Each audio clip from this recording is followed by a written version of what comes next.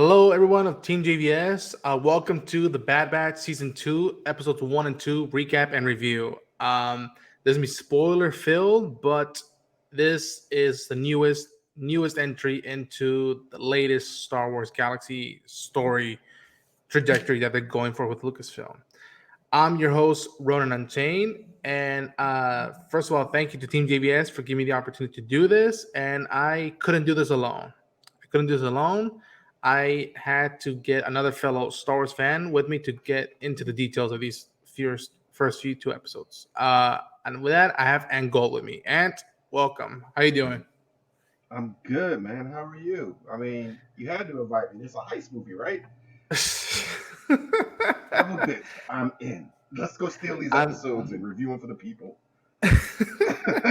I listen, as far as I can tell, for me, Star Wars animation has not failed me in the last decade thus far, or at all in general. They have not failed me at all. As a whole, for me, they haven't failed me, and they've made me love characters that I would be more than happy to revisit again. So that's how I'll lead off with that. So we finally get to watch the second season of the series that was a spin-off of the Clone Wars that finally got to wrap out. And this has now, and again, we're saying to everybody, spoilers, okay? So, watch first episodes and then get into this of what we want to talk about.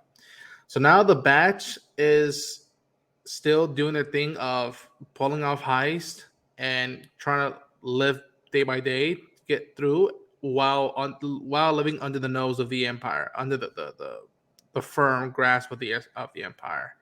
And now they have this opportunity in this first few two episodes to pull off a big heist that can set their future, in motion without having to worry about living day to day. And it's not to say that it's not cliche, but there's not going to be a cakewalk. It's not going to be a walk in the park to get this treasure from again a deep cut of lore. And I I liked the first two episodes. They weren't impactful. When oh my gosh, this is mind blowing. But I love revisiting these characters and seeing what hijinks they're up to at this point. What did you think about the first two episodes? And All right, people. I gotta preface this. I am not a Bad Batch characters fan. I back when they didn't have they had the unfinished episodes that were up on StarWars.com.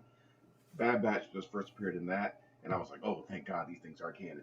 So this Dave Filoni's love of the A Team given form into uh, the Clone Wars, even though we had some Clone Commandos from the Clone Commando game that are canon too that they could have used. Um, so they generally don't work for me. That said, that said, there are some gems in this, right? And without my bias, even though I do disagree with you the last 10 years, Star Wars Resistance did not work for me. Uh, okay, just didn't care enough about it. okay, Bad Batch though, it's pretty much the A Team. It is the A Team in the Clone Wars yeah. universe. Um, when it came to these two episodes though, they're beautiful episodes, right? Like I'm thinking about this as like how spoiled I would have been as a kid to get. I'm thinking about reboot. I still have love for if y'all remember old reboot CGI cartoon that got re-released in Toonami back in the day. Um, yeah, so I mean to get this kind of animation and the direction that's put into this is clearly something that Dave Filoni loves, right? Even if it doesn't necessarily work for me completely. Uh, the other thing is we get another heist plot in Star Wars. No more heist plots, Star Wars. No more heist plots. we Rebels did a great job because they were stealing pieces for the Empire, I mean for the rebellion, everything like that. Heist plots with the mask, they're just done. We just got an Andor. We need no more heist plots. You got a few more Seven Samurai references in you, but then that's it for that too. That said, you get the whole thing of, hey, you're not free. The Empire's taking over more things. And I do love that. They're doing this in Andor, they're doing this in here, where they're showing the effects of the Empire's influence spreading. and it narrowing the opportunities for people who want to live on the edge. Think Firefly, right? Yeah. So that's great. But to get the speech of, hey, if you really want to be free, all you gotta do is get a little bit of this chest. You guys can just retire. Only one last job. If you pull one last job, it's all easy street. If this was any other movie or show, half the crew be dead by now. but but you knew they weren't going to get the chest. They're not going to get the. They're like because the show would end if they could just go off and do whatever they want. Oh, sorry. Yeah. I might have did more than you asked. Yeah, and that's something that I now, having experienced the first season, that's what I take away now from the more isolated heist adventure arcs or episode. That out of them, it's not so much the where we're going, what we're getting, but it's like what do these clones take away from their experience. That's what I'm appreciating more, and what I appreciate about these two episodes. That, hey, first of all, folks, we're getting they went after Count Dooku's war chest. They went after that treasure chest. That, and correct me if I'm wrong, for any deep lore fans, they've been hinting about Count Dooku's war chest since the sequel trilogy that I can recall, and that there's this big famous, but at least beloved fan favorite background pirate from the sequel trilogy called Sidon Ithano. Very dynamic looking character, beautifully designed, and from the just bar, through, from the bar scene. yeah, in Force Awakens, the red dude, the very Uh, the buccaneer looking dude, his mythology since the sequel trilogy has been about like he's a pirate, he's feared, and one thing he's known is that he try at least either he tried or accomplished getting a piece here and there of Dooku's war chest from the Clone Wars. So I appreciated that nugget, and then we went back to his castle. That I literally told Anna, I'm like, I haven't been here in a long time, and just where I can be like, this place gives me the creeps. yeah, So it yeah, was cool. I understand your thing about like I'm sick with the high stuff. I get it. I know what's gonna happen. One, two, three. To me, and I said it since I didn't do a reaction review for the trailers, but my biggest takeaway is that okay, I want to see how this batch, now that yes, they're under the reign of the Empire, the Rogue, they didn't go through with Order 66. What does this mean for anything rebellious in the galaxy? And my biggest theory is that they're going to be one of the first, if not the first big rebel cell under either Mon Mothma or Bail Organa or somebody, that it'll be the forefront. And what I would be shocked is that, not just that them being the 18th Star Wars, that they'll be sort of the SEAL team that like, okay, nobody knows about this group, only a few people know about them, and they're mostly sent for jobs that nobody can usually get out of. They're the ones that's sent for.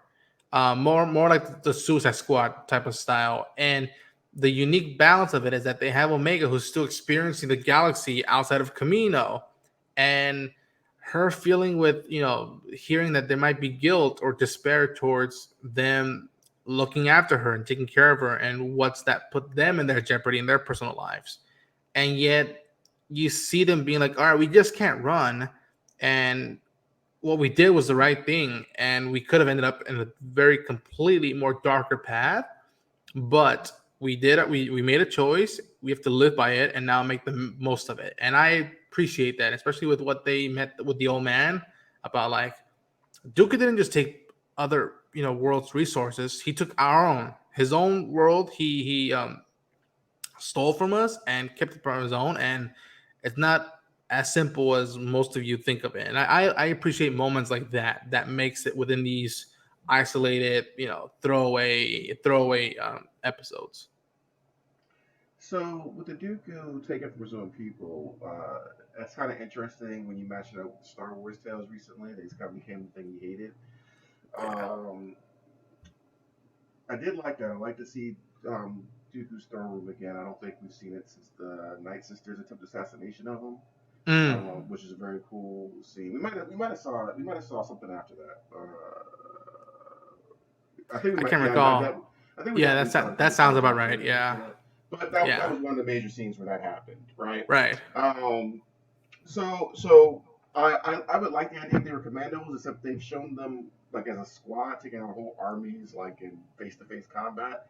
It's a little too. I know this sounds weird. It's a little too cartoonish for Star Wars, in my opinion. But one thing that I did love about this, um, it would have been very easy to make the clone troopers jokes compared to them, even though they do get taken out pretty easily. But Commander Wilco, oh man, was he giving them a run for their money? Oh And yeah. and and something that a lot of shows don't do, like they'll have the hero character, protagonist characters do it like, oh, we're gonna get the escape pods. They rarely have somebody competent on the other side, and Disney's kind of lacked on that when it came to the Empire for a lot of things. Um, but I think they're reversing that now and seeing the clones With go. Andor now, yeah. Yeah, with Andor and seeing the Wilco go. Hey, eject all those pods real quick. Like Yeah. yeah, that's the way to get out of here. Right. So seeing that, I love that, and that was a little touch to make the world a little bit more real to me. And even how at the end, people Wilco gets taken out by a commander who doesn't want to have that he made a mistake on a report, just saying that the Troopers 99 are destroyed or whatever.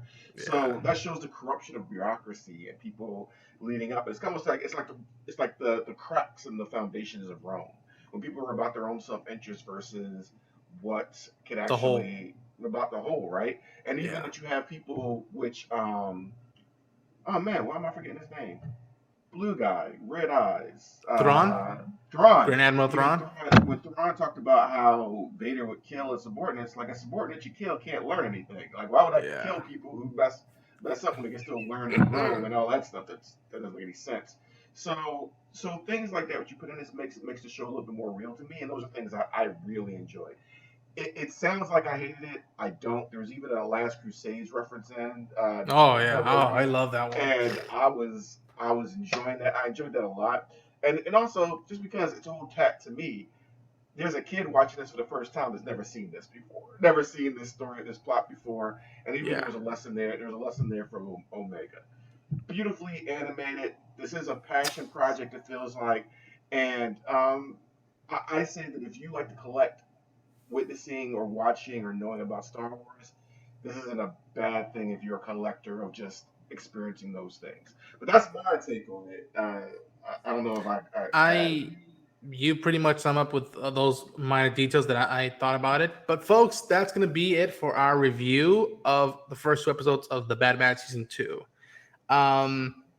Give a round of applause to the animators for the tech and the shots they made. And hopefully you stick around with the rest of the season. And let's see where these characters take us onwards. And thanks for joining me. And we'll see you next time. it's time to go. Yes. Yes. Ew.